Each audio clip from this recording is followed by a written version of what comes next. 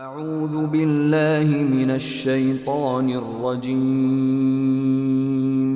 بسم اللہ الرحمن الرحیم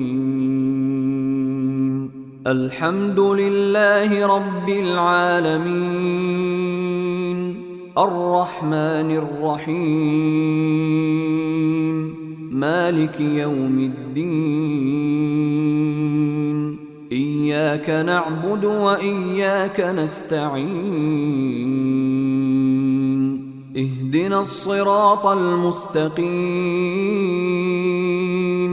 صراط الذين أنعمت عليهم غير المغضوب عليهم ولا الضالين.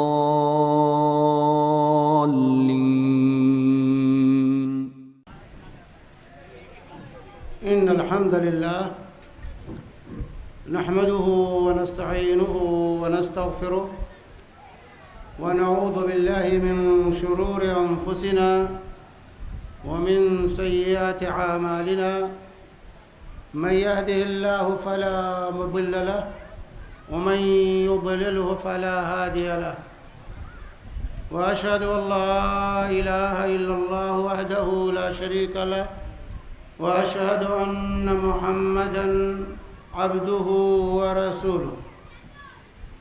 يا أيها الذين آمنوا اتقوا الله حق تقاته ولا تموتن إلا وأنتم مسلمون.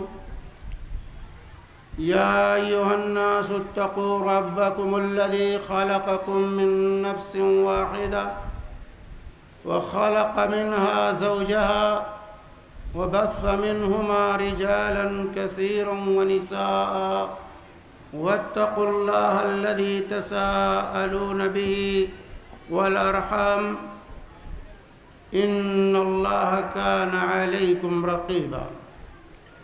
يا أيها الذين آمنوا اتقوا الله وقولوا قولا سديدا يصلح لكم أعمالكم ويغفر لكم ذنوبكم ومن يطع الله ورسوله فقد فاز فوزا عظيما.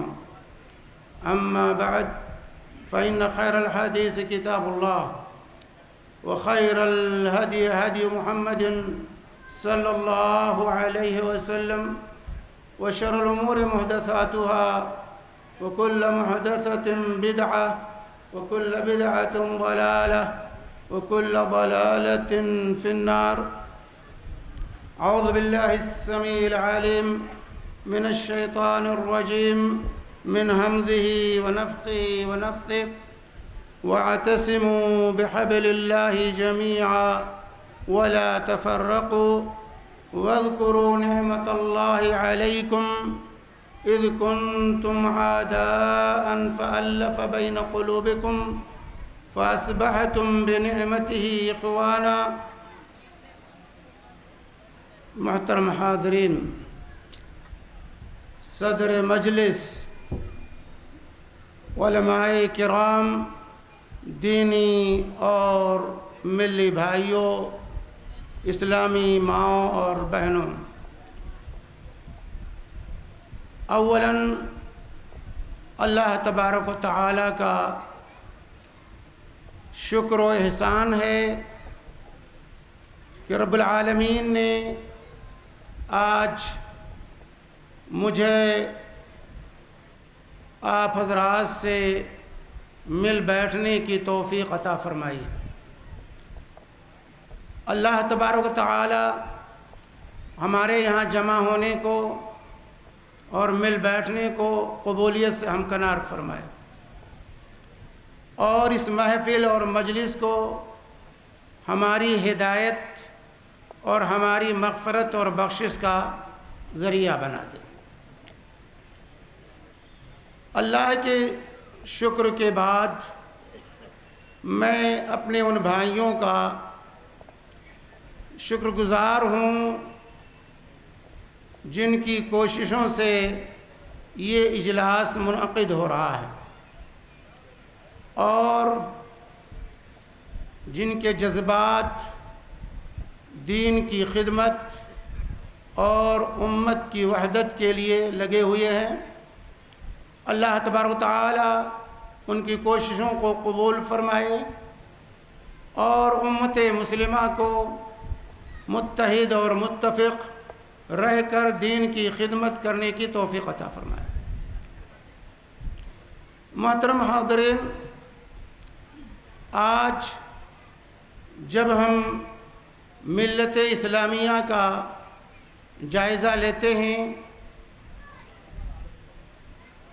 اپنے قرب و جوار اور دنیا کے مختلف خطوں پر جب نظر ڈالتے ہیں تو ہمیں انتہائی افسوس ہوتا ہے کہ آج یہ امت مختلف ٹولیوں میں، مختلف گروہوں میں، مختلف جماعتوں میں، مختلف فرقوں میں بٹی ہوئی ہے، اور جس مقصد کے لیے رب کائنات نے ہمیں اور آپ کو پیدا فرمایا تھا، ہمارا جو مقصد وجود تھا اور جو ذمہ داری نبی کریم صلی اللہ علیہ وسلم کے ذریعے رب العالمین نے ہمارے اور آپ کے اوپر ڈالی تھی، اس ذمہ داری سے ہم جو ہے دور ہو چکے ہیں، اس کو نظر انداز کیا جا رہا ہے اور ہم آپسی میں دست و گریباں ہیں۔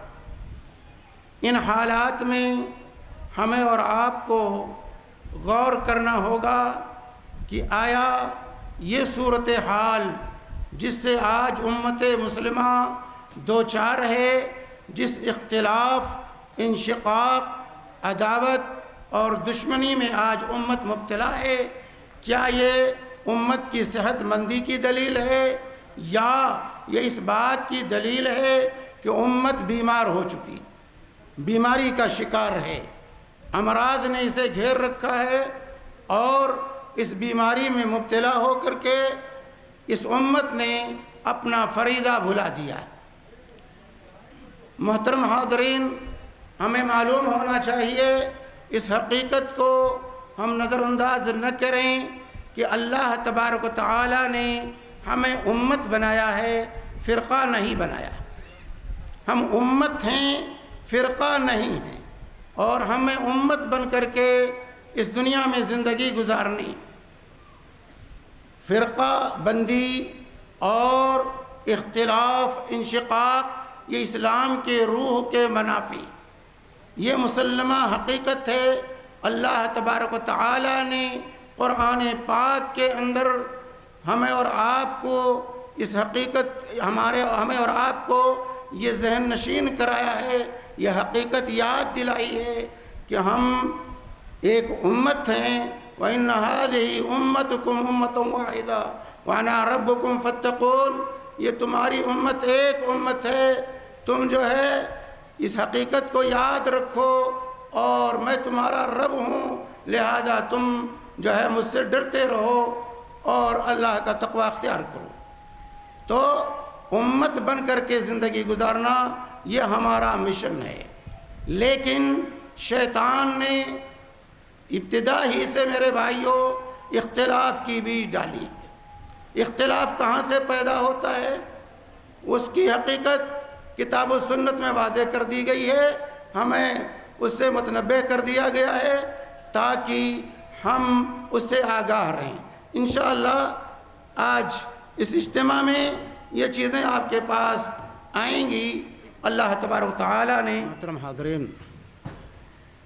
میں یہ کہہ رہا تھا کہ ہم امت، اللہ تعالی نے ہمیں امت بنایا ہے، فرقہ نہیں بنایا، بلکہ پوری انسانیت ایک امت، پوری انسانیت ایک امت ہے۔ سیدنا آدم علیہ السلام سے لے کر جناب محمد الرسول اللہ صلی اللہ علیہ وآلہ وسلم تک جتنے انبیاء اور رسول آئے، سب ایک ہی دین کے داعی تھے، سب کا دین ایک تھا۔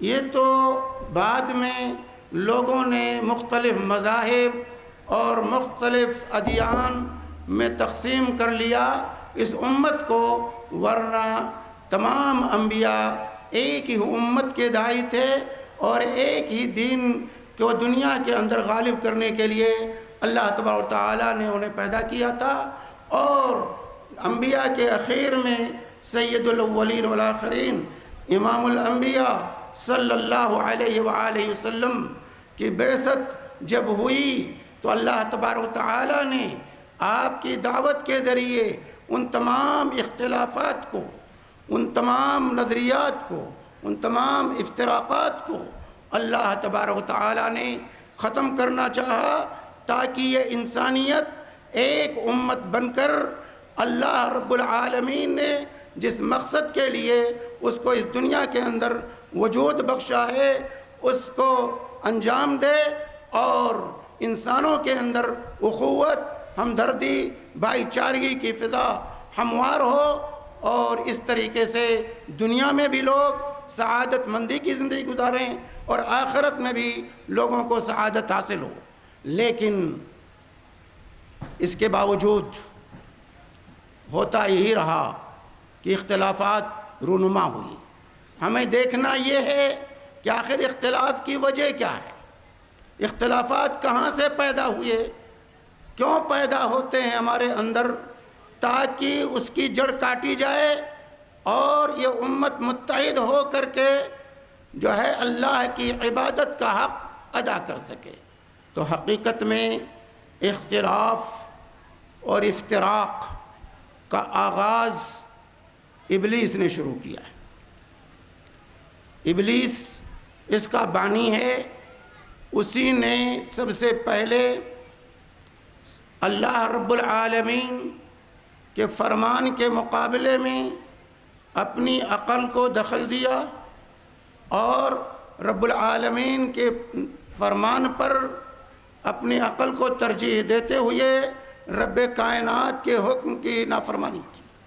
اللہ رب العالمین نے جب ملائکہ کو حکم دیا اسجدوا لآدم، آدم علیہ السلام کو سجدہ کرو، یہ نص صریح تھا، اللہ کا فرمان تھا، تابعداری اور اطاعت کا تقاضا یہ تھا کہ جس طرح ملائکہ نے سیدنا آدم علیہ السلام کو سجدہ کیا تھا، ابلیس بھی سجدہ ریز ہو جاتا، لیکن اس نے نص الہی کے سامنے، فرمان ربانی کے سامنے اس نے اپنے عقل کو دخل دیا، اور تعقل پسندی کا ثبوت دیتے ہوئے اس نے کہا خلقتنی من نار وخلقتہ من طین، کہ باری الہ تو نے مجھے آگ سے پیدا کیا، آدم کو مٹی سے پیدا کیا، تو بھلا یہ کیسے ہو سکتا ہے کہ آگ مٹی کے سامنے جھکے، آگ مٹی کے سامنے جھکے؟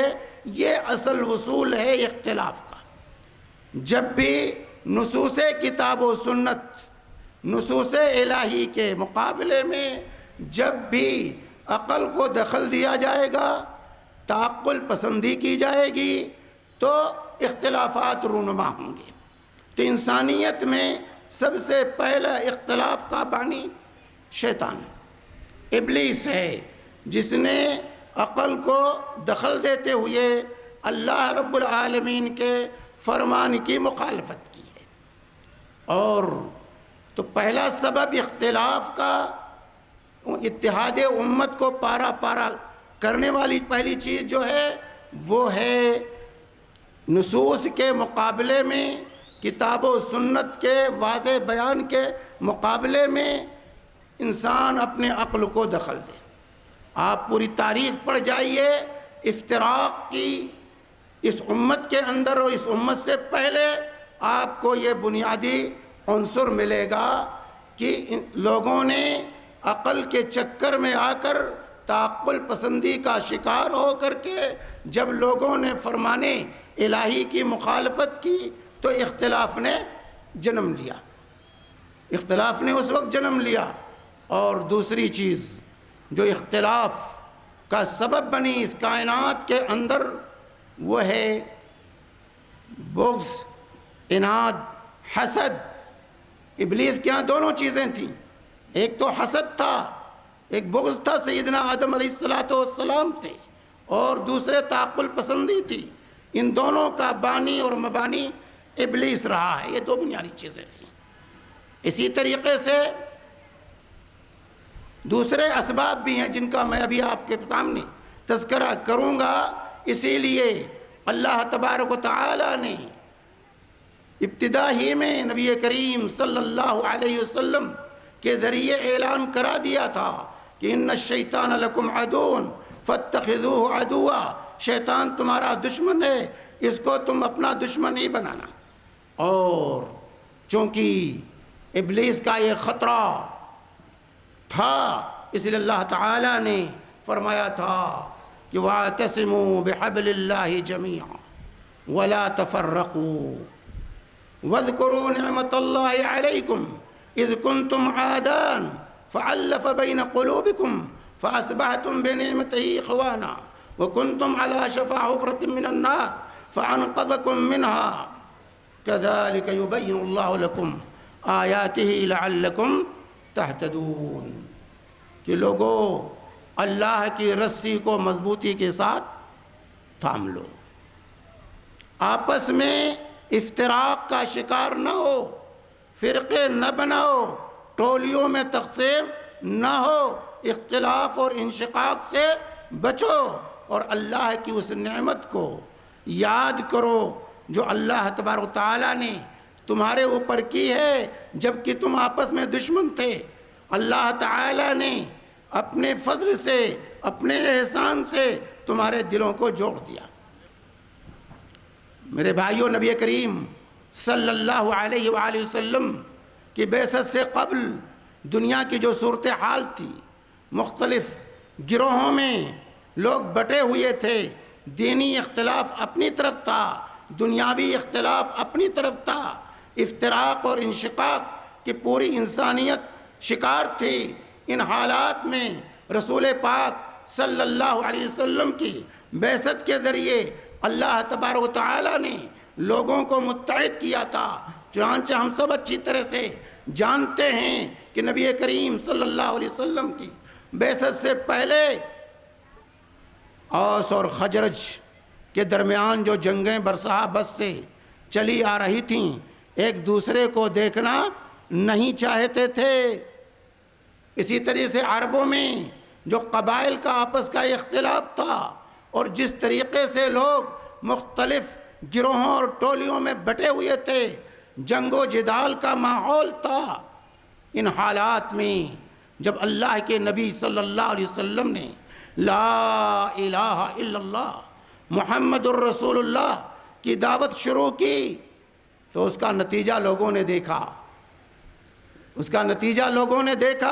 آپ سیرت طیبہ کا، تاریخ اسلام کا مطالعہ کیجئے کہ کس طریقے سے اللہ تبارک و تعالیٰ کے فضل و احسان سے انسانیت میں محبت، بھائی چارگی، اخوت پیدا ہوئی.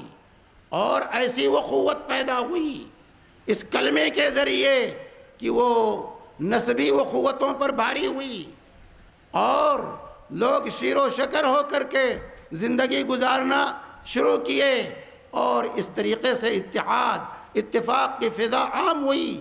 وہی عرب جن کو دنیا کے اندر گنا نہیں جاتا تھا، جو اس طرح افتراق اور انشقاق کا شکار تھے، دنیا کے اندر ان کی کوئی حیثیت نہیں تھی، لیکن جب انہوں نے کلمہ لا الہ الا اللہ پڑھا تو ان کے سارے اختلافات ختم ہوئے، وہ متحد ہوئے اور ان کا اتحاد ایسا قائم ہوا کہ اس اتحاد کے سامنے روم و ایران کی سلطنتوں نے جو اس وقت کی سپر پاوریں تھیں اپنے گھٹنے ٹیک دیے اور اسلام کا بول بالا ہوا. لیکن یہ چیز پسند نہ آئی لوگوں کو. اسلام پھیلنے لگا، بڑھنے لگا، لوگ شیر و شکر ہوئے.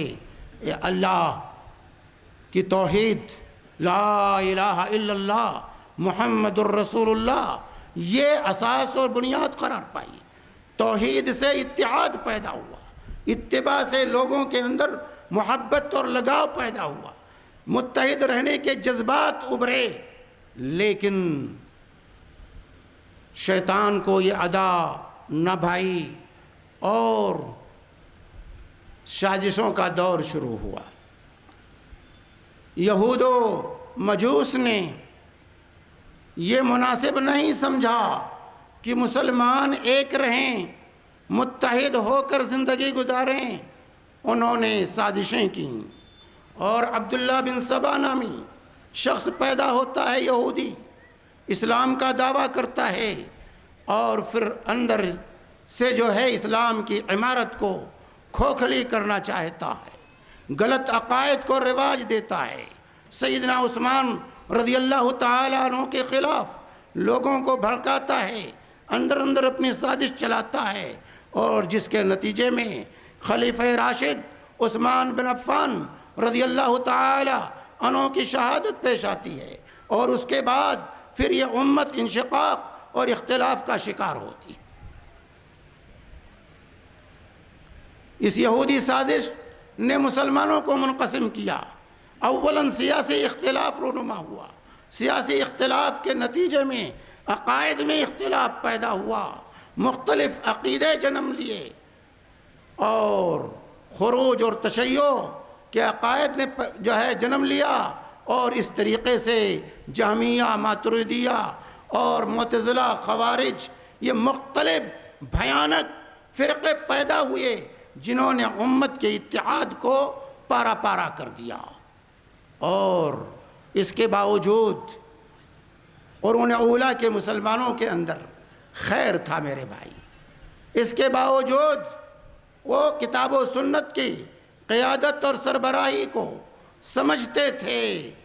اس اختلاف کے باوجود مسلمان جو اہل حق تھے وہ ایک تھے، ان کے اندر اختلاف ہوتا تھا تو اس کا حل اللہ اور اللہ کے رسول صلی اللہ علیہ وسلم کے فرمان کی روشنی میں وہ اس کا حل تلاش کر لیا کرتے تھے، کیونکہ نیتوں کے اندر اخلاص تھا، للہیت تھی، اللہ کا خوف تھا، اللہ کی خشیت تھی، باطل کے مقابلے میں ڈٹ جاتے تھے۔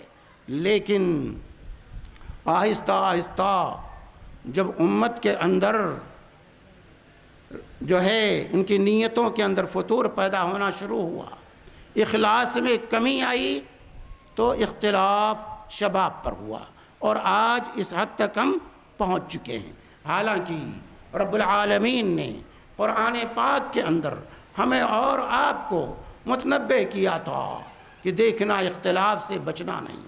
اللہ تعالیٰ نے فرمایا تھا وَأَطِيعُوا اللَّهَ وَرَسُولَهُ وَلَا تَنَازَعُوا فَتَفْشَلُوا وَتَذْهَبَ رِيحُكُمْ، کہ دیکھو اللہ اور رسول کی اطاعت کو لازم پکڑے رہنا، اللہ اور اللہ کے رسول کی اطاعت کو لازم پکڑے رہنا، وَلَا تَنَازَعُوا، آپس میں اختلاف نہ مچانا، اختلاف مچاؤ گے تو تمہیں بزدلی لاحق ہوگی اور تمہاری ہوا اکھڑ جائے گی، تم کمزور پڑ جاؤ گے۔ اسلام کی جو اشاعت ہو رہی ہے، دنیا کے اندر امن کا پیغام جو عام ہو رہا ہے، توحید کی دعوت جو لوگوں میں اثر انداز ہو رہی ہے، یہ سلسلہ رک جائے گا، یہ سلسلہ رک جائے گا، باطل غالب آئے گا اور تم مغلوب ہو جاؤ گے۔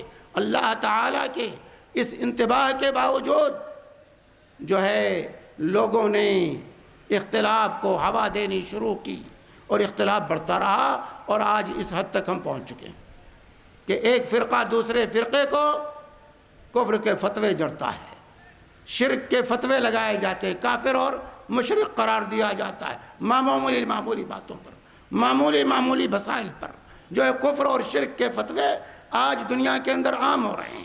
اسلام سے لوگوں کو خارج قرار دیا جا رہا ہے۔ یہ صحت مندی کی علامت نہیں ہے میرے بھائیوں، یہ صحت مندی کی علامت نہیں ہے۔ اختلاف یہ انسانی فطرت میں اختلاف ہو سکتا ہے، اختلاف ہو سکتا ہے، ہم انسان ہیں، ہر ایک کے سوچنے کا، ہر ایک کے سمجھنے کا انداز الگ ہے، اس لیے اختلاف ہو سکتا ہے، لیکن اختلاف کو اساس بنا لینا، اس کی بنیاد پر بغض و عداوت پیدا کرنا، اس کی بنیاد پر فرقے بنانا، اس کی بنیاد پر امت کو تقسیم کر دینا، یہ کسی طریقے سے بھی میرے بھائیوں روا اور جائز نہیں ہے، بلکہ اختلاف کی صورت میں وہ نسخہ اپنانا ہوگا جو نسخہ اللہ تعالیٰ نے اپنی کتاب میں، اور جو نسخہ رسول اللہ صلی اللہ علیہ وآلہ وسلم نے اپنی احادیث کے اندر پیش کی ہے، اس نسخے کو آج اگر امت اختیار کر لے تو کوئی اختلاف باقی نہیں رہے گا، تمام اختلاف کا حل موجود ہے۔ یہ دین قیامت تک کے لیے آیا ہوا ہے۔ اللہ خوب جانتا تھا کہ اختلافات پیدا ہوں گے، افتراق رونما ہوگا، شیطان خاموش نہیں بیٹھے گا، شیطان خاموش نہیں بیٹھے گا۔ جب بھی حق کی دعوت اٹھے گی شیطان کھڑا ہوگا، اس کی مخالفت کرے گا اور اس کاز کو ناکام کرنے کی کوشش وہ کرتا رہے گا۔ اس لیے رب کائنات نے اپنی کتاب کے اندر اور رسول پاک صلی اللہ علیہ وآلہ وسلم نے احادیث طیبہ کے اندر اور صحابہ کرام رضوان اللہ علیہم نے اپنے تعامل کے ذریعے اس حقیقت کو واضح کر دیا تھا کہ ہمارے اختلافات کا حل کیا ہے، ہمارے اختلافات کا حل کیا ہے، اس کو واضح کر دیا تھا۔ یہ امت کیسے متحد ہوگی، یہ امت بن کر کیسے زندگی گزارے گی، افتراق اور انشقاق کیسے ختم ہوگا۔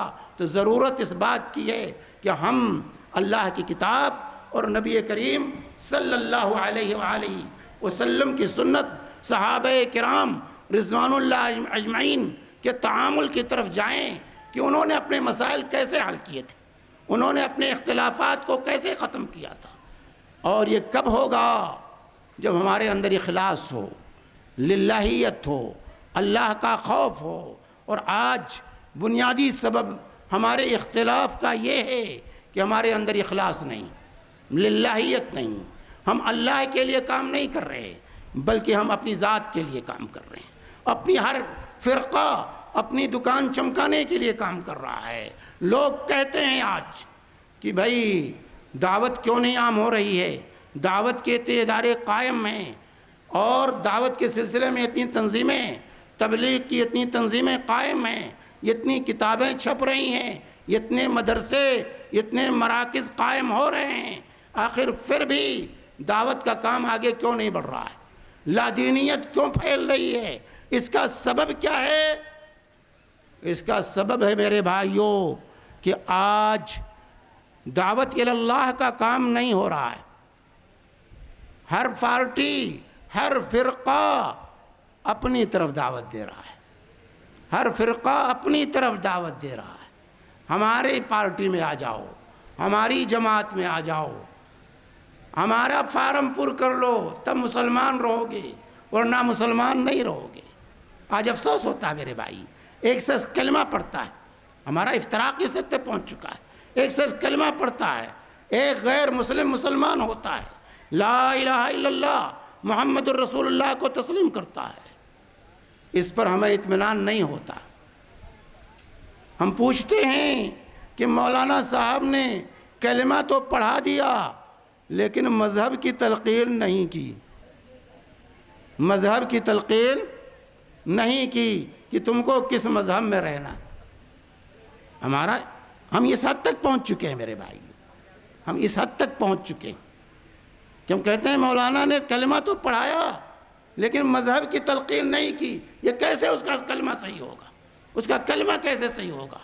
اسی لیے میرے بھائیوں آج اسلام کی نشر و نشاط جو ہو رہی ہے وہ اللہ کے فضل سے ہو رہی ہے، ہمارے کرتوتوں کی وجہ سے نہیں، ہماری کوششوں کی وجہ سے نہیں، بلکہ یہ جو کچھ ہو رہا ہے، لوگ جو اسلام میں داخل ہو رہے ہیں وہ اسلام کی حقانیت کی وجہ سے داخل ہو رہے ہیں، وہ کلمہ لا الہ الا اللہ کی حقانیت کی وجہ سے داخل ہو رہے ہیں۔ ہماری کوششوں کا اس میں کوئی دخل نہیں ہے، یہ اللہ کا فضل ہے، اللہ کا احسان ہے کہ اللہ تبارک و تعالی نے یہ وعدہ کر رکھا ہے کہ میں اپنے دین کو غالب کر کے رہوں گا، اللہ کا دین غالب ہوگا، چاہے ہم اللہ کے دین کا ساتھ دیں یا ساتھ نہ دیں، اللہ کا دین غالب ہو رہے گا۔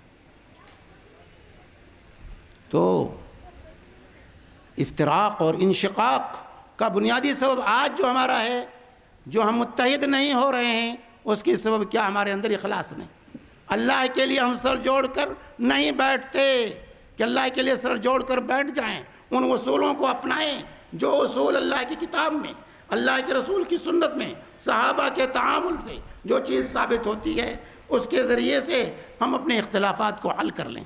اختلاف ہم حل نہیں کرنا چاہتے، بلکہ ہم اختلافات کو طول دینا چاہتے ہیں، اس کو اور بڑھاوا دینا چاہتے ہیں، کیونکہ اگر اختلافات امت کے ختم ہو جائیں تو بہت سی دکانیں اجڑ جائیں گی، بہت سی دکانیں پھیکی ہو جائیں گی، اور پھر احبار و رہبان کی ڈھکوسلا بازی جو ہے نہیں چلے گی۔ ان کثیرا من الاحبار والرہبان لیاکلون اموال الناس بالباطل ویصدون عن سبیل اللہ، کہ بہت سے علماء اور مشائخ اللہ کا مال باطل طریقے سے کھاتے ہیں اور اللہ کے دین سے روکنے کا سبب بنتے ہیں۔ تو جب تک کہ احبار و رہبان نہیں سدھریں گے، امت کے اندر اتحاد اور اتفاق پیدا نہیں ہو سکتا۔ تو امت کو سدھارنے کے لیے سب سے پہلے علماء اور مشائخ کو، دین کے ٹھیکے داروں کو اپنی اصلاح کرنی ہوگی، اپنی نیتوں کو صاف کرنا ہوگا، اپنی ذاتیات سے اتر کر کے اللہ کے خاطر اللہ کے دین کو غالب کرنے کے لیے سر جوڑ کر بیٹھنا ہوگا۔ آج کوئی بھی مسئلہ آتا ہے تو کہتے ہیں مناظرہ کر لو، مناظرہ یہ حل نہیں ہے، مناظرے سے اور دوری پیدا ہوتی ہے اور افتراق پیدا ہوتا ہے، پارٹی بندی پیدا ہوتی ہے، یہ مناظرہ کوئی حل نہیں ہے۔ اتحاد کا حل وہ ہے جو اللہ تعالیٰ نے قرآن پاک کے اندر فرمایا کہ وَأَطِیعُوا اللَّهَ وَرَسُولَهُ، اللہ اور اس کے رسول کی اطاعت کرو۔ اللہ تعالیٰ نے کیا فرمایا؟ یا ایھا الذین آمنوا اطیعوا اللہ واطیعوا الرسول واولی الامر منکم فإن تنازعتم فی شیء فردوہ الی اللہ والرسول۔ اے ایمان والو، اللہ کی اطاعت کرو، رسول اللہ کی اطاعت کرو، اور تم میں سے جو امر والے ہیں ان کی بھی مانو، لیکن جب کسی مسئلے میں اختلاف رونما ہو جائے فردوہ الی اللہ والرسول، تو اللہ اور اللہ کے رسول صلی اللہ علیہ وسلم کی طرف رجوع ہو جاؤ۔ اللہ رسول کی طرف کب رجوع ہوگا؟ جب ہم مخلص ہوں گے، جب اللہ کے لیے کھڑے ہوں گے، تب ہم اللہ اور اللہ کے رسول کی طرف رجوع ہوں گے۔ اگر اللہ کے لیے نہیں ہے تو پھر اپنی اپنی پارٹی کو غالب کرنے کی فکر میں رہیں گے۔ آج جو مناظرہ ہوتا ہے، مناظرے میں کیا ہوتا ہے؟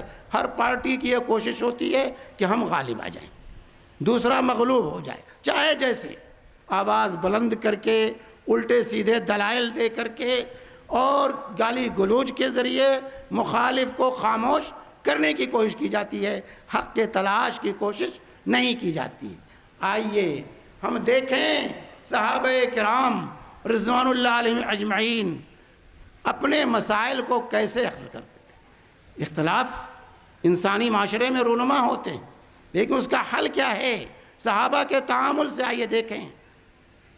سب سے پہلا اختلاف اس امت میں جو پیدا ہوا وہ رسول پاک صلی اللہ علیہ وآلہ وسلم کی وفات کا اختلاف تھا۔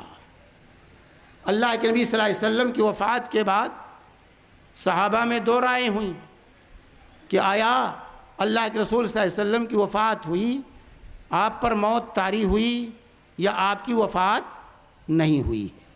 یہ ایسا غم ٹوٹا تھا مسلمانوں پر، صحابہ پر نبی کریم صلی اللہ علیہ وسلم کی جدائی کا، آپ کی وفات کا ایسا غم ٹوٹا تھا کہ ہوش و حواس کھو بیٹھے۔ عمر فاروق جیسا انسان، یہ عظیم شخصیت، کنٹرول اپنے نفس پر نہ کر سکی، اور حضرت عمر کہنے لگے کہ جو کہے گا رسول اللہ صلی اللہ علیہ وسلم کا انتقال ہوا ہے، میں اس کی گردن قلم کر دوں گا۔ نہیں، یہ خبر نہیں برداشت کر سکے، ایسا غم تھا۔ میرے بھائیوں، اختلاف ہوا، اللہ تعالیٰ نے اس امت کی قیادت کے لیے جس شخصیت کو پہلے سے منتخب کر رکھا تھا وہ آگے بڑھتا ہے، نبی کریم صلی اللہ علیہ وسلم کے حجرے میں پہنچتا ہے، آپ کے رخ انور سے چادر ہٹاتا ہے، آپ کی پیشانی کو بوسہ دیتا ہے، اور کہتا ہے اللہ تعالیٰ آپ پر 2 موتیں طاری نہیں کرے گا۔ جو موت آنی تھی وہ آپ پر آ چکی ہے۔ اس کے بعد خاموشی سے حجرے سے باہر نکلتا ہے، مسجد میں تشریف لاتا ہے اور منبر نبوی پر کھڑا ہوتا ہے۔ عمر سے کہتا ہے اجلس یا عمر، اے عمر بیٹھ جاؤ، اور خطبہ دیتا ہے، خطاب کرتا ہے۔ اختلاف ہے، امت 2 حصوں میں تقسیم ہو چکی ہے۔ خطاب کرتا ہے، کیا پیش کرتا ہے؟ قرآن کی آیات، کتاب الہی کی آیات پڑھتا ہے۔ وما محمد الا رسول قد خلت من قبله الرسل افإن مات أو قتل انقلبتم على أعقابكم، کہ لوگوں محمد صلی اللہ علیہ وسلم اللہ کے رسول، آپ اللہ نہیں ہیں، اللہ کے رسول ہیں۔ آپ سے پہلے بہت سے رسول آئے اور دنیا سے چلے گئے، ان پر موت طاری ہو گئی، اب دنیا میں نہیں ہیں۔ افإن مات أو قتل انقلبتم على أعقابكم، کیا اگر محمد صلی اللہ علیہ وسلم وفات پا جائیں یا وہ قتل کر دیے جائیں، انقلبتم على أعقابكم، تو تم اپنے پیٹھ کے پیچھے ایڑیوں کے بل پھر لوٹ جاؤ گے؟ یہ آیت کریمہ پڑھی، حضرت عمر کو ہوش آ گیا، کہتے ہیں مجھے ہوش آئی، ایسا محسوس ہوا کہ گویا کہ ابھی ابھی یہ آیت نازل ہو رہی ہے۔ ہوش آ گیا حضرت عمر رضی اللہ تعالی عنہ کو، اور پوری امت متحد ہو گئی۔ تمام اختلافات ایک آیت پڑھنے سے، ایک خطاب سے سارے اختلافات ختم ہو گئے۔ حضرت عمر نے یہ نہیں کہا کہ آؤ میں تم سے مناظرہ کرتا ہوں، کیونکہ یہ رسول پاک صلی اللہ علیہ وسلم کے تربیت یافتہ تھے اور انسانیت کے لیے انتہائی مخلص تھے، اللہ کی وحدانیت کے قائل تھے، اللہ اور اللہ کے رسول صلی اللہ علیہ وسلم کے فرمان کی قدر و قیمت کو پہچانتے تھے، اس لیے ان کے یہ اختلافات ختم ہو گئے، فوراً کوئی اختلاف نہیں رہا۔ اسی طریقے سے میرے بھائیوں دوسرا اختلاف پیدا ہوا نبی کریم صلی اللہ علیہ وسلم کی وفات کے بعد، کہ آپ کے بعد آپ کا خلیفہ کون بنے، آپ کا خلیفہ کون بنے۔ اختلاف، یہ بہت بڑا اختلاف، کرسی کا اختلاف یہ بہت بڑا اختلاف ہوتا ہے میرے بھائی۔ اس کے لیے باپ بیٹے کو نہیں سمجھتا، بیٹا باپ کو نہیں سمجھتا۔ ساری جنگیں آج کرسی کے لیے ہو رہی ہیں، آج ساری جنگیں کرسی کے لیے ہو رہی ہیں۔ آپ دینی جماعتوں اور دینی اداروں کو دیکھ لیجئے کہ کرسی کے جھگڑے کس طرح رونما ہیں۔ ایک ایک مدرسے 2 بن چکے ہیں، ایک ایک جماعت 2 جماعتوں میں منقسم ہو چکی ہے۔ کرسی کا اختلاف بڑا، یا مسجد کا متولی بننے کے لیے، مدرسے کا صدر بننے کے لیے لڑائیاں ہو جاتی ہیں۔ کرسی کا اختلاف بہت بڑا اختلاف ہوتا ہے، لیکن صحابہ کو دیکھیے، قربان جائیے صحابہ کرام رضوان اللہ اجمعین پر، ان کا اختلاف کیسے حل ہو گیا، کتنی آسانی کے ساتھ حل ہوا۔ سقیفہ بنی ساعدہ کے اندر صحابہ جمع ہوئے، یہ موضوع چھڑا کہ آپ کا خلیفہ کون بنے۔ انصار کی طرف سے آواز آئی کہ انصاریوں میں سے ہونا چاہیے، مہاجرین کی طرف سے آواز آئی مہاجرین میں سے ہونا چاہیے، آخر میں یہ آواز آئی کہ نہیں، ایک مہاجرین میں سے ایک انصاریوں میں سے بن جائے اور معاملہ حل ہو جائے گا۔ اتنا بڑا اختلاف کیسے آسانی کے ساتھ حل ہو رہا ہے میرے بھائیو۔ سیدنا ابوبکر صدیق نے طرفین کی باتیں سنی، خاموشی سے سنتے رہے، سننے کے بعد کھڑے ہوئے، کہا میرے دوستو، میرے بھائیو، میں نے رسول پاک صلی اللہ علیہ وآلہ وسلم کی ایک حدیث سنی ہے، ایک حدیث میں نے سنی ہے، پہلے وہ حدیث آپ سن لیجئے، اس کے بعد اپنی اپنی رائے دیجئے۔ وہ حدیث کیا تھی کہ نبی کریم صلی اللہ علیہ وسلم نے فرمایا ہے، الائمۃ من قریش، امام جو ہوگا، خلیفہ جو ہوگا وہ قریشی ہوگا، خلیفہ جو ہوگا وہ قریشی ہوگا. یہ ارشاد سننا تھا کہ تمام لوگ سلنڈر ہو گئے. انصار نے اپنا دعویٰ واپس لے لیا، کہا نہیں، ہم اس کے دعوے دار اب نہیں ہیں. اور سب لوگوں نے متفقہ طور سے سیدنا ابو بکر صدیق رضی اللہ تعالی عنہ کو اپنا خلیفہ تسلیم کر دیا. یہ امت اختلاف سے بچ گئی. تو اختلاف یہ انسانی فطرت ہے، ہر ایک کے سوچنے اور سمجھنے کا انداز الگ ہے. اختلاف ہو سکتا ہے، لیکن اختلاف کا حل اگر ہم تلاش کرنا چاہیں تو وہ موجود ہے. اللہ کی کتاب اور اللہ کے رسول صلی اللہ علیہ وسلم کی سنت، اس کی حفاظت رب کائنات نے قیامت تک کے لیے لی ہے، وہ موجود ہے. اس کی روشنی میں ہر طرح کے مسائل، ہر طرح کے اختلاف کا حل موجود ہے. میرے بھائی، امت متحد ہو گئی. اسی طریقے سے تیسرا اختلاف پیدا ہوا کہ نبی کو دفن کہاں کیا جائے. نبی کو دفن کہاں کیا جائے. کوئی کہتا تھا جو ہے بقیع لے جایا جائے، کوئی کہتا مکہ لے جایا جائے، کوئی کچھ مختلف آراء لوگوں کے پیش ہوئے.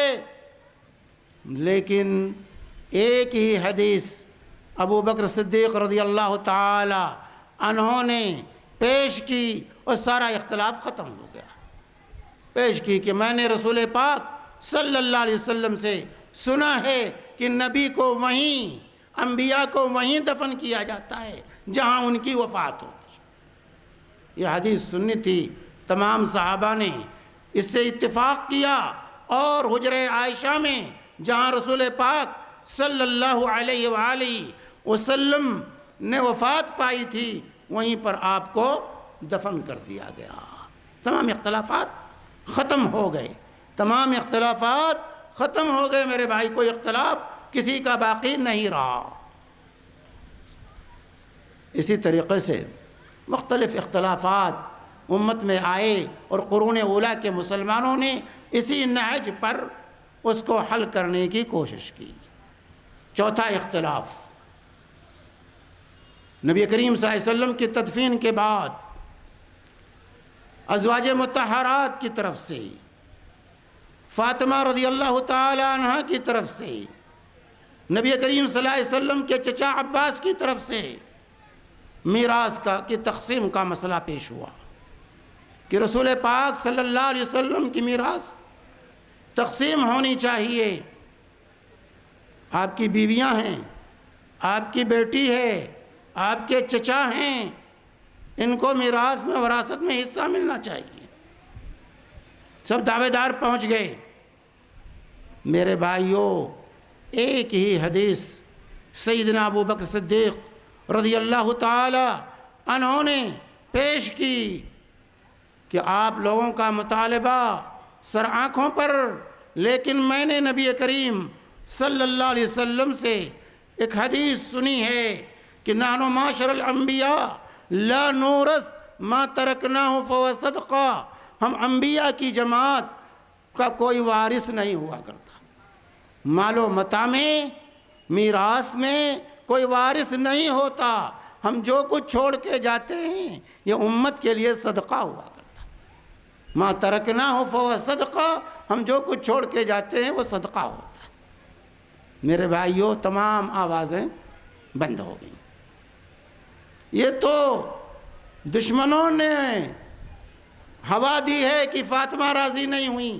نہیں، فاطمہ رضی اللہ تعالی عنہا بھی اسی وقت راضی ہو گئیں. ان کو کوئی اعتراض باقی نہ رہا. یہ تو دشمنان اسلام نے اس کو غلط رنگ میں پیش کرنے کی کوشش کی ہے اور مورخین نے غلط طریقے سے اس کو پیش کر دیا ہے. ورنہ فاطمہ الزہرا ہوں یا ازواج مطہرات ہوں یا رسول پاک صلی اللہ علیہ وسلم کے چچا ہوں، کسی کو کوئی اعتراض، کوئی اختلاف نبی کریم صلی اللہ علیہ وسلم کا ارشاد سننے کے بعد کوئی اختلاف باقی نہ رہا. تمام مسائل حل ہو گئے. یہ طرز تھا صحابہ کا اختلافات کو حل کرنے کا.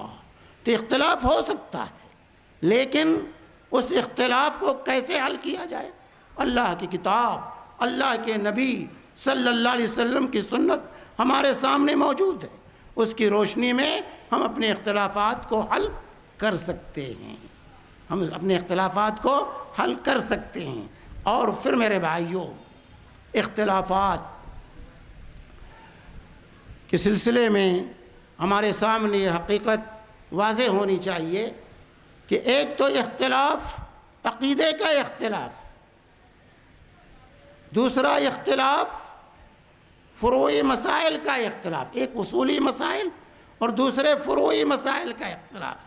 لیکن آج بر صغیر میں جو صرف اول ہو رہا ہے اور جس طریقے سے گروہ بندی، فرقہ بندی چل رہی ہے، وہ اصولی مسائل میں نہیں، وہ عقیدے کے سلسلے میں نہیں، وہ فروعی مسائل میں سارے جھگڑے ہمارے ہو رہے ہیں، اس کی بنیاد پر ہم لڑ رہے ہیں آپس میں۔ تو مسائل ایک تو عقائد کے مسائل ہیں، اگر کوئی کفر، شرک اس طرح کا عقیدہ پیش کرتا ہے تو اس کا بھی حل موجود ہے، جو کوئی فقہی مسائل میں اختلاف کو پیش کرتا ہے اس کا بھی حل موجود ہے۔ لیکن یہ حل کب کارگر ہوگا؟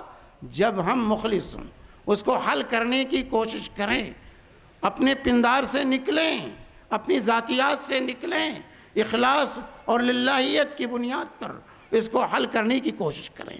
میرے بھائیوں، اختلاف کے باوجود اختلاف آراء یہ اس کو ختم کلی طور سے نہیں کیا جا سکتا، اختلاف آراء کو کلی طور سے ختم نہیں کیا جا سکتا، لیکن اختلاف کے کچھ آداب ہیں، اختلاف کے کچھ آداب ہیں۔ اختلاف کو جو ہے یہ فرقہ بندی کی اساس نہ بنائی جائے، اختلاف سے عداوت اور دشمنی نہ پیدا کی جائے۔ اختلاف آراء ہو سکتے ہیں لیکن دلوں کو نہ بانٹا جائے، مسجدوں کو نہ بانٹا جائے، مدرسوں کو نہ بانٹا جائے۔ قرون اولیٰ کا یہی حال تھا، لیکن یہ تو غضب ہوا، غضب یہ ہوا کہ یہ اختلافات اس طرح بڑھے جب ذاتیات پر لوگ اترے، اور جب جو ہے اللہ کا خوف نہ رہا، اپنی اپنی پارٹی بنانی چاہیے، تو اختلاف اس حد تک پہنچا کہ ہر عدالت میں 4 قاضی بنا دیے گئے، ہر عدالت میں 4 قاضی مقرر کر دیے گئے۔ آج ہم سے بھائی پوچھتے ہیں لوگ کیوں اختلاف ہو رہا، یہ کیسے ہو گیا؟ تو اختلاف کی جو بنیاد پڑی وہ اختلاف قرون اولیٰ میں نہیں تھا، یہ فرقہ بندی قرون اولیٰ میں نہیں تھی، 4 صدیوں تک اس کا وجود نہیں تھا۔ ان اختلافات کا، گروہ بندیوں کا، نہ مسجدیں الگ تھیں نہ مدرسے الگ تھے، سب ایک ساتھ تھے۔ لیکن 4 صدیوں کے بعد جب عصبیت پیدا ہوئی تو اختلاف نے جنم لیا، اور یہ عصبیتیں اس حد تک پہنچیں، اس حد تک پہنچی میرے بھائیوں کہ ایک دوسرے کے خلاف فتوے جڑنے لگے، ایک دوسرے کے خلاف حدیثیں گڑنے لگے۔ کیا حنفیوں نے یہ حدیث نہیں گڑی کہ یکون فی امتی رجل یقال له محمد بن ادریس الشافعی هو اضر علی امتی من ابلیس؟ کیا حنفیوں نے یہ حدیث نہیں گڑی کہ میری امت میں ایک شخص ہوگا جس کا نام محمد بن ادریس الشافعی ہوگا، وہ میری امت کے لیے ابلیس سے بھی زیادہ ضرر رساں ہوگا؟ اس حد تک ذاتیات پر اتر آئے، اس طرح عصبیت پیدا ہوئی، اس طرح عداوت پیدا ہوئی کہ فروعی اختلاف کی بنیاد پر لوگوں نے امام شافعی جیسی شخصیت کو ابلیس سے تشبیہ دے دی۔ آج یہ کہا جاتا ہے کہ لوگ اختلاف ڈالتے ہیں، کتنا سر فٹول ہوا ہے، کتنی جنگیں ہوئی ہیں ان فروعی مسائل، عقائد کو تو چھوڑیے، خوارج، شیعہ، جہمیہ، معتزلہ، یہ مختلف قدریہ، جبریہ، یہ مختلف عقائدی فرقے آئے اور انہوں نے جو ہے دنیا کے اندر گمراہی پھیلائی، اور آج تک اس کے اثرات موجود ہیں۔ لیکن جس قدر جنگیں، جس قدر لڑائیاں یہ فروعی مسائل میں ہوئے، دوسرے مسائل میں اس طرح کی لڑائیاں امت نے نہیں لڑی۔ یہ افسوس کا مقام ہے، یہ افسوس کا مقام ہے کیا یہ نہیں فتویٰ صادر کیا گیا کہ کیا کسی شافعی لڑکی سے شادی کر سکتے ہیں؟ حنفی سے فتویٰ پوچھا جا رہا ہے کسی شافعی سے شادی کر سکتے ہیں؟ کہاں اہل کتاب پر قیاس کرتے ہوئے شادی ہو سکتی؟ نعوذ باللہ ثم نعوذ باللہ کہ امت کو اس قدر بانٹا جائے، امت کو اس طرح تقسیم کیا جائے کہ ایک دوسرے کو ایک تو کہتے ہیں ائمہ اربعہ برحق، پھر برحق ہیں تو پھر یہ جھگڑے کیوں؟ تاریخ ہے میرے بھائی، میں اس میں نہیں جانا چاہتا کہ کس طرح لڑائیاں ہوئیں، آج بھی کتابیں موجود ہیں لڑائیوں کی، پڑھیے کہ کس طرح لوگ لڑتے رہے، حنفی شافعی مالکی، شافعی مالکی حنفی، یہ لڑائیاں کتنی چلتی رہی ہیں، اور آج تک وہ لڑائیاں، آج ہندوستان میں جو صورتحال ہے کہ ساری انرجی اسی پر صرف کی جا رہی ہے، ساری انرجی ہماری جو غیر مسلموں کو دعوت دینے میں خرچ ہونی چاہیے، جو انرجی اسلام کی نشر و اشاعت پر صرف ہونی چاہیے، وہ انرجی آج ہم ایک دوسرے مسلمان کے خلاف خرچ کر رہے ہیں۔ ہم اللہ کو کیا منہ دکھائیں گے؟ اللہ کو کیا منہ دکھائیں گے؟ ایک طرف تو ائمہ اربعہ برحق ہیں اور دوسری طرف ہماری مسجدیں الگ الگ ہیں، ہمارے مصلے الگ الگ ہیں۔ یہاں تک کہ ظلم ہوا میرے بھائیوں کہ خانہ کعبہ کو 4 حصوں میں تقسیم کیا گیا، 4 حصوں میں لوگوں نے تقسیم کیا، حنفی مصلی، شافعی مصلی، حنبلی مصلی، مالکی مصلی، 4 مصلی، ایک پڑھتا نماز تو 3 جو ہے بیٹھ کر تماشا دیکھتے، اور صدیوں یہ چلتا رہا، یہ صدیوں چلتا رہا۔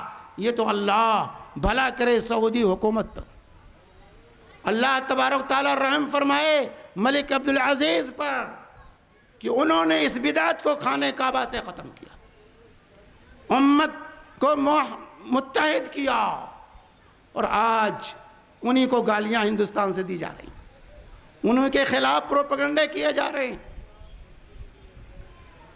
اور سب سے بڑا جہاد اس کو سمجھا جا رہا کہ سعودی حکومت کو گالیاں دو، یہ سب سے بڑا جہاد آج ہو چکا ہے۔ یہ امت میں افتراق ڈالنے کی کوششیں ہو رہی ہیں، امت اس سے متحد نہیں ہوگی بلکہ مختلف ہوگی۔ اللہ تبارک و تعالی ملک عبدالعزیز کو کروٹ کروٹ جنت نصیب فرمائے کہ اس شخص نے مصلی ابراہیمی کو زندہ اور تازہ کیا ہے۔ ملک عبدالعزیز نے دیکھا کہ یہ بدعت لوگوں نے حرم کے اندر کر رکھی ہے، جو وحدت امت کا مینار ہے، وحدت امت کا مینار خانہ کعبہ۔ تمام دنیا کے مسلمان، حنفی ہوں، شافعی ہوں، مالکی ہوں، حنبلی ہوں، کسی بھی فکر کے ماننے والے ہوں، نماز میں سب کا رخ خانہ کعبہ کی طرف ہوتا ہے۔ یہ وحدت کیا میرے بھائی، یہ وحدت، اس سے جو ہے ہمیں وحدت کا سبق سیکھنا چاہیے کہ جس طرح نماز کے اندر ہمارا رخ ایک طرف ہوتا ہے، اس طرح نماز سے باہر، مسجد سے باہر بھی ہماری توجہ ایک طرف ہونی چاہیے، ہمارے دل ایک ساتھ ہونے چاہیے۔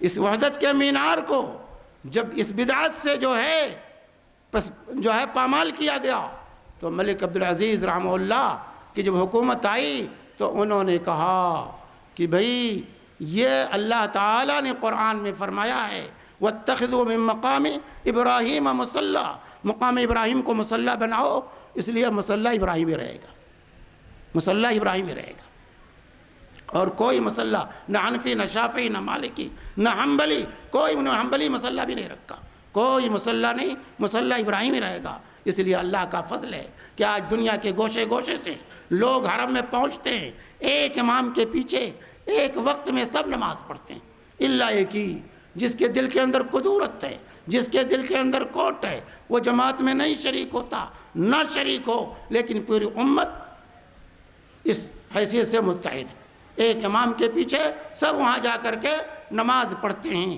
یہی درس میرے بھائیوں پوری دنیا میں ہونا چاہیے، پوری دنیا میں مسلمانوں کا ایک امام ہونا چاہیے، ایک امام ہونا چاہیے۔ یہ اماموں کی تقسیم، مسجدوں کی تقسیم، یہ امت کی دوری کا سبب بنتا جا رہا ہے۔ اس لیے تو میں کہہ رہا تھا کہ یہاں سے اختلاف نے بنیاد پکڑی اور آج ہم ٹولیوں میں تقسیم ہو گئے۔ آج میرے بھائیوں یہ کہا جاتا ہے کہ اہل حدیث یہ اختلاف ڈالتے ہیں، یہ دوسروں کے ساتھ رہنا نہیں چاہتے، یہ ان کے اندر رواداری نہیں ہے۔ اور میں اپنے جذباتی نوجوانوں سے بھی کہوں گا کہ میرے دوستو اپنے اسلاف سے سبق سیکھیے۔ سب سے بڑے روادار ہمیشہ اہل حدیث رہے، اتحاد و اتفاق کی دعوت ہمیشہ اہل حدیث دیتے رہے ہیں۔ آپ جمعیت العلماء ہند کی تاریخ پڑھیے، ندوۃ العلماء کی تاریخ پڑھیے، خلافت تحریک کی تاریخ پڑھیے، ختم نبوت کی تحریک کی تاریخ پڑھیے، تو آپ کو اندازہ ہوگا کہ امت کو متحد اور متفق کرنے کے لیے علماء اہل حدیث نے کیا قربانیاں پیش کی ہیں اور کس طریقے سے حنفی شافعی سب کو لے کر کے ایک ساتھ چلے۔ جمعیت العلماء کی بنیاد کس نے رکھی؟ آج تو وہاں کسی اہل حدیث کو گزرنے نہیں دیا جاتا، پھٹکنے نہیں دیا جاتا ہے، سمجھا جاتا ہے کہ یہ تو ہمارے باپ کی میراث ہے، لیکن بتائے کوئی کہ اس کی تجویز کس نے پیش کی تھی، جمعیت العلماء کو کس نے قائم کیا تھا؟ جمعیت العلماء کو قائم کرنے والے مولانا ثناء اللہ امرتسری رحمۃ اللہ علیہ تھے۔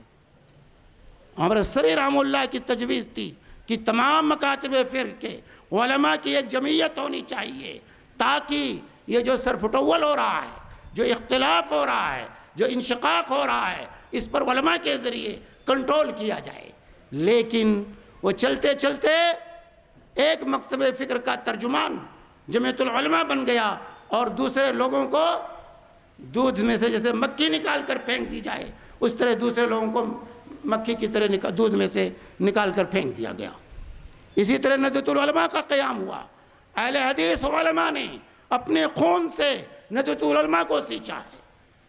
مولانا ثناء اللہ امرتسری، سید سلمان منصور پوری، اسی طریقے سے نواب علی حسن قنوجی اور اسی طریقے سے مولانا حفیظ اللہ اعظمی، یہ وہ علماء کرام ہیں جنہوں نے اپنی خدمات ندوۃ العلماء کو دی تھی، جس کو قائم کیا تھا اور ہر طرح کا تعاون پیش کیا تھا۔ لیکن آج اجی ندوۃ العلماء نے طلباء اہل حدیث آمین رفیدین کہتے ہوئے ڈرتے ہیں کہ کہیں شناخت نہ ہو جائے، ہماری شناخت نہ ہو جائے۔ خلافت تحریک، ختم نبوت تحریک، یہ تمام تحریکوں کے روئے رواں علماء اہل حدیث رہیں۔ تو علماء اہل حدیث ہمیشہ ایک جہتی کی دعوت دیتے رہے، اتحاد کی دعوت دیتے رہے۔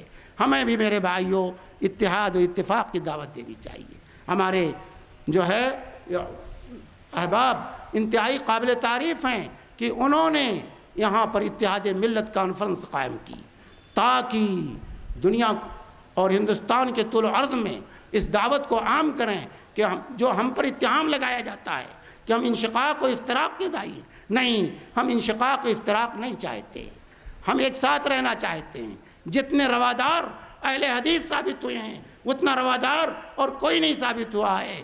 آپ پتہ لگائیے، مولانا محمود الحسن دیوبندی رحمہ اللہ جب مالٹا کے اندر قید کیے گئے تو ان کی رہائی کے لیے خرچہ کس نے دیا تھا؟ ان کی رہائی کے لیے تار کس نے بھجوایا تھا؟ وہ کوئی دیوبندی اور حنفی نہیں تھا، وہ مولانا ثناء اللہ امرتسری رحمۃ اللہ علیہ تھے۔ ہمیں دشمنی نہیں، ہم دشمنی نہیں لیتے تھے، ہم تو سب کے ساتھ مل کر رہنا چاہتے ہیں۔ مولانا ثناء اللہ امرتسری رحمۃ اللہ علیہ تھے کہ جنہوں نے محمود الحسن دیوبندی رحمہ اللہ کی رہائی کے لیے سب سے پہلے تار بھجوایا، اس کے اخراجات برداشت کیے، اور ہمیشہ محمود الحسن کا احترام کرتے رہے، کبھی بھی احترام میں کمی نہیں آنے دی، سب کے ساتھ رہے۔ جہاں بھی علماء دیوبند کا اگر غیر مسلموں سے کہیں مناظرہ ہوا تو سب سے پہلے مولانا ثناء اللہ امرتسری رحمہ اللہ پر پہنچتے تھے، دفاع کے لیے اپنے آپ کو حاضر کرتے تھے۔ تو ہمارے علماء کی تابناک تاریخ ہے، ہم تو اتحاد و اتفاق کے دائی ہیں، اس لیے میرے نوجوانوں، وقت ختم ہو چکا ہے، میں آپ سے یہ کہوں گا کہ آپ جذبات میں نہ آئیں، کیونکہ بہت سے لوگ جذبات میں آ جاتے ہیں، کچھ الٹی سیدھی باتیں اپنی زبانوں سے نکال دیتے نہیں۔ آپ فتویٰ نہ لگائیے کسی پر فتویٰ نہ لگائیے، فتویٰ لگانا آپ کا کام نہیں ہے۔ آپ علماء کی طرف رجوع ہوئیے، علماء سے دین کو سیکھیے، علم میں پختگی پیدا کیجیے، فتویٰ سے کام نہیں بنتا، اور رواداری کا ثبوت دیجیے۔ جس طرح آپ کے اسلاف روادار تھے، آپ بھی رواداری کا ثبوت دیجیے، پیار محبت کے ساتھ، اچھے اسلوب میں، اچھے اخلاق کا مظاہرہ کیجیے۔ بھلے کوئی ہمیں گالی دے، بھلے کوئی ہمیں الٹا سیدھا کہے، لیکن ہم ان کی سطح پر نہیں اتر سکتے۔ اگر ہم ان کی سطح پر اترتے ہیں تو ہمارے اور ان میں فرق کیا ہے؟ ہمارے ان میں فرق کیا ہے؟ ان کی سطح پر ہمیں نہیں اترنا چاہیے، ہمیں پیار کے ساتھ، محبت کے ساتھ، اچھے اسلوب میں، علمی انداز میں ان کے اعتراضات کا، ان کے ردود کا ہمیں جواب دینا چاہیے، اچھے اسلوب اخلاق کے ساتھ پیش آنا چاہیے۔ ہمارے اخلاق میں جو ہے کمی نہیں ہونی چاہیے۔ اللہ کے حبیب صلی اللہ علیہ وسلم غیر مسلموں کے ساتھ اخلاق سے پیش آتے تھے۔ ایک یہودی بچہ بیمار پڑا، آپ فوراً اس کے گھر پہنچ گئے زیارت کے لیے۔ تو یہ اخلاق اپنے اندر پیدا کیجئے۔ آپ اہل حدیث ہیں، آپ کتاب و سنت کے داعی ہیں، آپ کا مقام بڑا اونچا ہے، آپ کا مقام بڑا اونچا ہے، اس مقام کو کوئی اور نہیں پہنچ سکتا ہے۔ اپنے مقام کو گھٹائیے نہیں، الٹی سیدھی باتیں زبان سے نکال کر، جذبات میں آ کر کسی کو کوئی کچھ الٹی سیدھی باتیں مت کہیے۔ جذبات پر کنٹرول کیجئے، صبر کیجئے، یاد رکھیے، مخالفت سے نہ گھبرائیے۔ مخالفت کا ہونا، گالیوں کا دینا، یہ اس بات کی دلیل ہے کہ آپ کی دعوت کامیاب ہو رہی ہے، کامیاب ہو رہی ہے۔ آپ کو ایڈورٹائز کی ضرورت نہیں، لوگ خود ایڈورٹائز کر رہے ہیں۔ کسی کی مخالفت کرنا اس کو اور ہوا دینا ہوتا ہے۔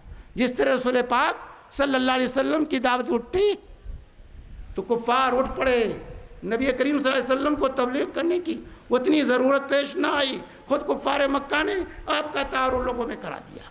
اسی طرح آج اسلام کا تعارف غیر مسلم کرا رہے ہیں۔ اندازہ لگائیے، ہم اتنی دعوت غیر مسلموں کو نہیں دے سکے جتنی دعوت قرآن کی بے حرمتی، رسول پاک صلی اللہ علیہ وسلم کی بے حرمتی کر کے ان دشمنوں نے دی ہے دنیا کو۔ جتنے لوگ، جب کارٹون بتایا گیا، جب قرآن کی بے حرمتی کی گئی، تب جس قدر لوگ اسلام میں داخل ہوئے، اس قدر ہماری کتابوں سے اس قدر لوگوں نے استفادہ نہیں کیا ہے۔ تو یہ آپ کے کامیابی کی دلیل ہے کہ آپ کے خلاف مخالفت کی آواز اٹھ رہی ہے۔ اس کا مطلب آپ کامیاب ہیں، کیونکہ شیطان خاموش نہیں بیٹھے گا۔ جب بھی حق کی آواز اٹھے گی، شیطان اٹھے گا۔ جب رسول پاک صلی اللہ علیہ وسلم کو نہیں بخشا گیا، آپ پر پتھر برسائے گئے، آپ کو گالیاں دی گئی، آپ کو پاگل کہا گیا، آپ کو جادوگر کہا گیا، تو کیا آپ کی دعوت لے کر آپ اٹھیں اور آپ کو چھوڑ دیا جائے گا؟ یہ نہیں ہو سکتا ہے۔ اگر اس دعوت کے ساتھ آپ لگے ہیں تو ہر طرح کی طنز، تعریض، گالیاں، مشکلات، مصیبتیں سب برداشت کرنے کے لیے آپ کو اپنے آپ کو تیار پانا ہوگا۔ اس لیے آپ اپنے جذبات پر کنٹرول کیجئے اور اچھے اسلوب میں، اچھے انداز میں باطل کی تردید کی کوشش کیجئے۔ اللہ تبارک و تعالی ہم سب کو متحد اور متفق فرمائے، اور رب العالمین مسلمانوں کے اختلاف، انشقاق کو ختم کرے، اور ہمیں امت بن کر زندگی گزارنے کی توفیق عطا فرمائے۔ وصلی اللہ علی نبینا محمد وعلی آلہ وصحبہ وسلم، وجزاکم اللہ خیر۔